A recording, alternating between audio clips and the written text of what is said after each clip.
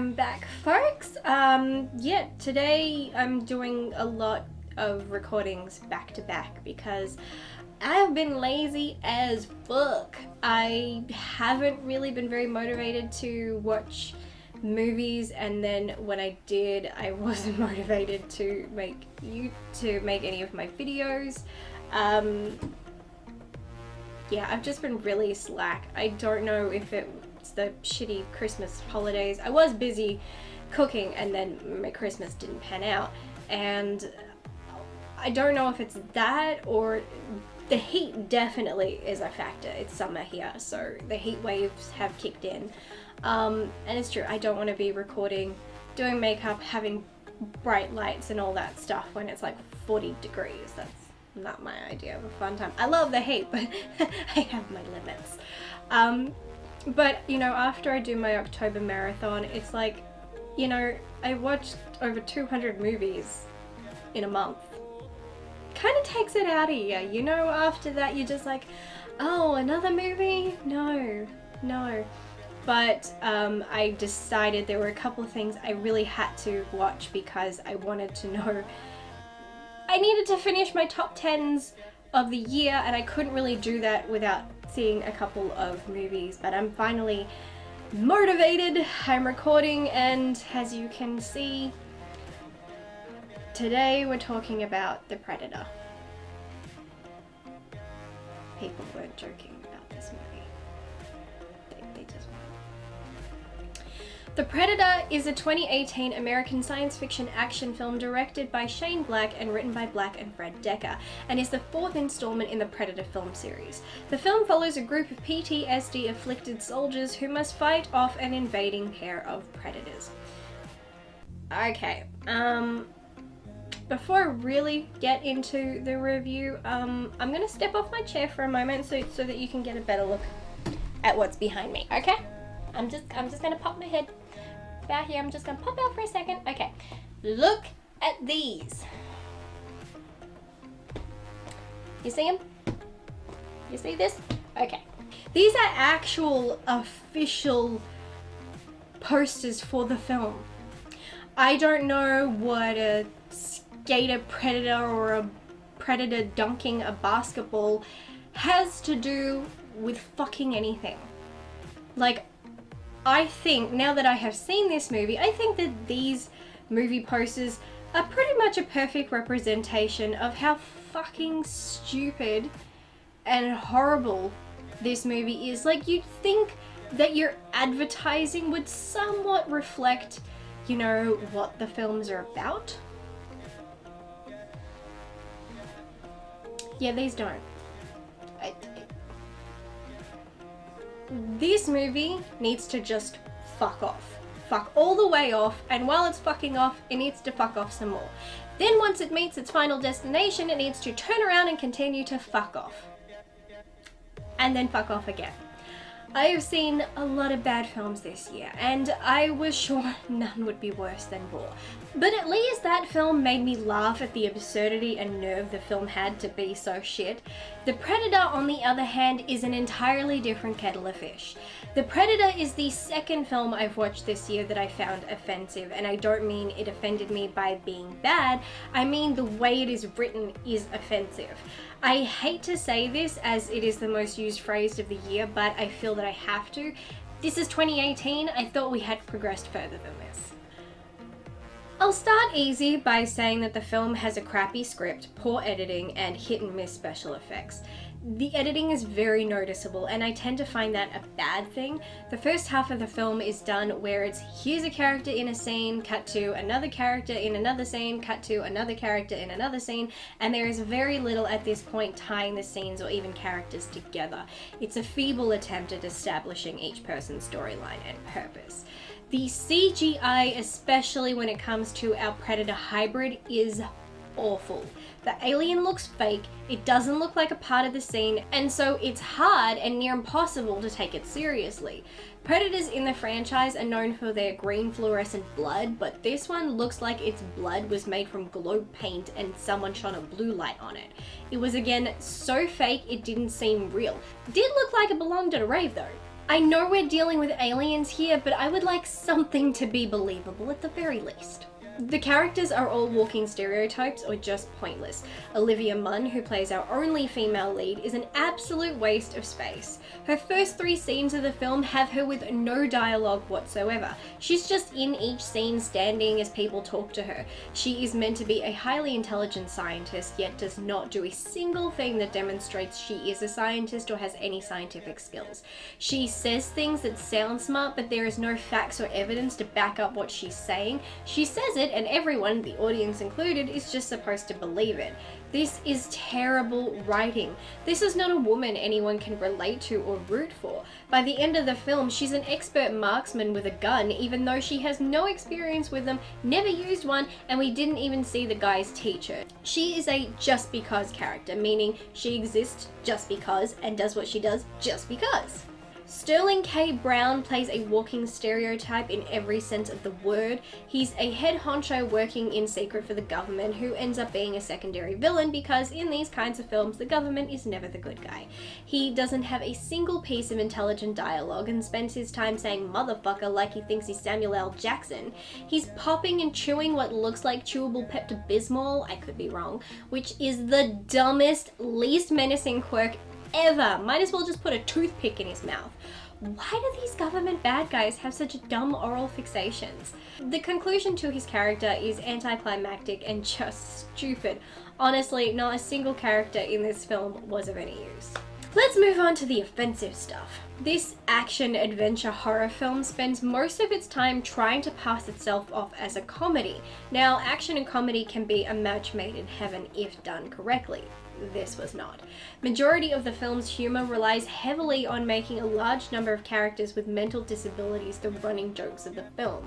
I was disgusted to see how prevalent this was through the entire film. You have a film making jokes about soldiers with PTSD, like PTSD turns people into these hilarious idiots. You have another character who suffers from Tourette's and is written as the Tourette stereotype of yelling profanities. While some sufferers do this, not all do, but it is the one depiction Hollywood loves because it gets cheap laughs. The character is illogical. PTSD does not cause Tourette's. It is more associated with people who have obsessive compulsive disorder, OCD, and autistic spectrum disorder, ASD, or even attention deficit hyperactivity disorder, ADHD. If anything, stress and things such as PTSD can exacerbate the disorder. So the fact this traumatized soldier seems to cure himself of his Tourette's by going into battle shows this film has no idea how the disorder works and it's just there for laughs. I find it hard to believe the military would let in a person who suffers from uncontrollable verbal or physical tics, as I think that would make them the opposite of effective at stealth missions. It would make them high risk. But let's move on to the worst stereotype, which is Jacob Tremblay's character, Rory, an autistic child with savant syndrome. Going all the way back to movies such as Mercury Rising or the currently running TV series The Good Doctor, Hollywood loves to depict autistic characters as always having savant syndrome. Savant syndrome is a condition where someone with mental disabilities demonstrates certain abilities far in excess of the average person. This includes things such as rapid calculation, artistic ability, map making, or musical talents. While Hollywood makes it seem like all autistic children are in fact geniuses, it promotes this romanticized version of what autism is. My brother has worked with special needs children for nearly 20 years and has yet to come across a single one who demonstrated signs of being a savant. In the US, this condition only affects 1 out of 1,400 people with mental disabilities, so it's not as common as these films like to make it out to be. On top of that, not only is this child a high-functioning autistic, being that for the most part he's actually very calm and not easily bothered, which is off. The sound of a fire alarm triggers him, but machine guns and cannon explosions don't phase him. Okay then. Aside from being an offensive walking stereotype, I find the character to be stupidly written. I don't care if you're a savant. There is no way a person can translate, understand, read, and speak an alien language after looking at it for 2 seconds and then know how to operate alien technology. A savant couldn't even crack the Zodiac's code without a key, and no one could translate Egyptian hieroglyphs without the Rosetta Stone. You have to have something to work from. You can't just magically look at something once and know every detail of a complex language belonging to aliens. fuck off. The jokes at the expense of the mentally ill were constant and irritating. While I understand the director is a sufferer of Tourette's, it still feels as though he didn't write or depict the character based on himself. He made him a stereotypical caricature because that sells better. Another character is meant to appear as a great hero for sacrificing himself, although it's not so heroic when you reflect on the fact the character has a history of attempted suicide. Well, there goes the world understanding suicide people too. Stepping away from the offensive jokes, let's look at the Predator itself. A being who they decided to actively name the Predator in this film because it sounds cool. Even though, as it's pointed out, the character is a hunter, not a predator, but they don't care. If you think about the first film, one might argue Arnie was the predator as he was hunting and trying to kill for survival, but I digress. The species' motivations are entirely different in this film, to the point where it seems this film has completely changed the character's mythology, and I hate movies that do that.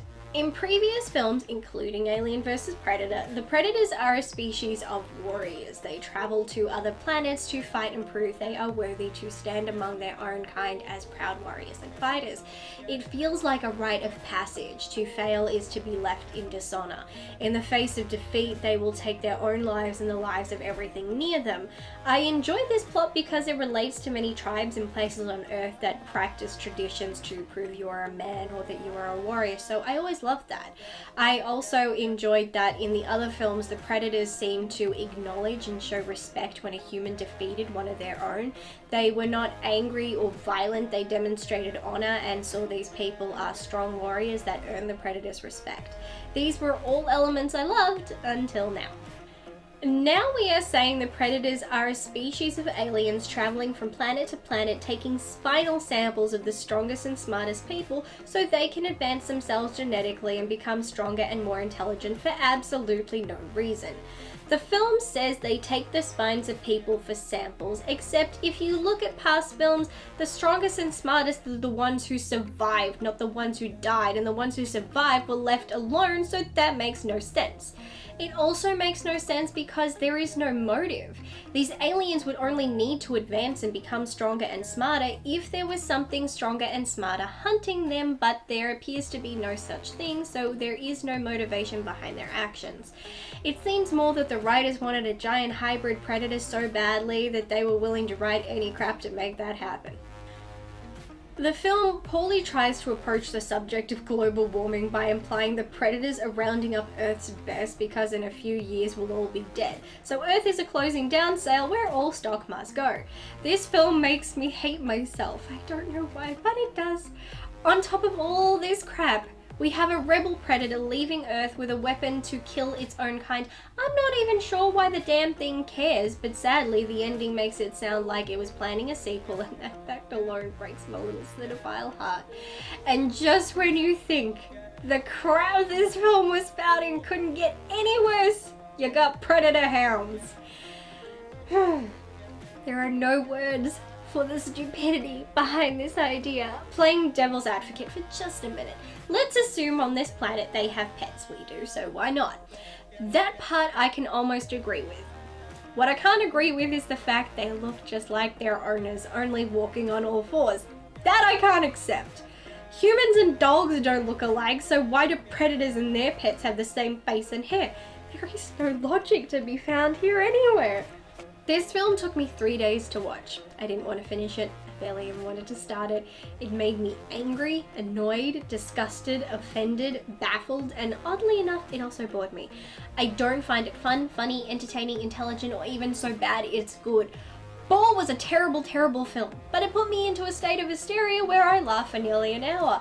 This film, however, made me not want to finish watching it. It made me want to punch the screen. I can say with complete certainty, if I had gotten to see this movie in the cinema, I would have walked out. I have never in my life walked out of a film before. Closest I came was I Feel Pretty earlier this year, which was the other film this year that offended the hell out of me.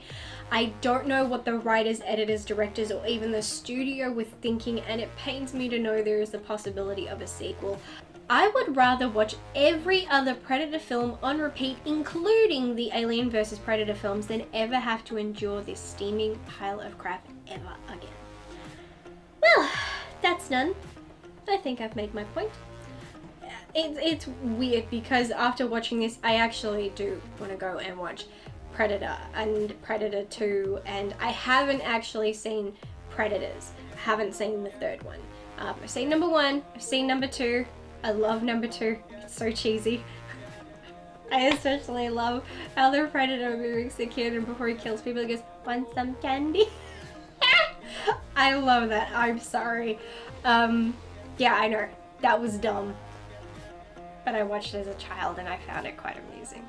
And I love Alien vs. Predator because I feel like it did go more into the Predators' way of life and their traditions and their cultures. I mean, the fact that we're saying they helped build the pyramids and Aztec temples and the Mayans and they built a temple under the freaking Arctic. I mean, not great, but I don't care. Still enjoyed it way much more than this film. And at least their female lead in that film was useful. She was an expert in her field, and you could see, and we witnessed firsthand that she had skill and why she had skill, why she was an expert, why she was there, and she had dialogue. So she's already light years ahead of Olivia Munn's character, which is just fucking tragic. So I'm done with Predator. If there is a sequel to this, I'm not fucking watching it. No. I'm not seeing it at the movies. I'm not even downloading it. No. No Predator, no. So, anyway, comment down below, share your thoughts on this film, and I will definitely catch you in my next review. So until then, bye. Are you pressed? Are you mad? Are you upset? Are you sad? Give me a pic, let me give you a hug. Cause you act like nobody shows you love. Get out your feelings, ho. Get out your feelings, ho. You stay complaining, you stay crying, you stay whining, ho. What you need, a pat on the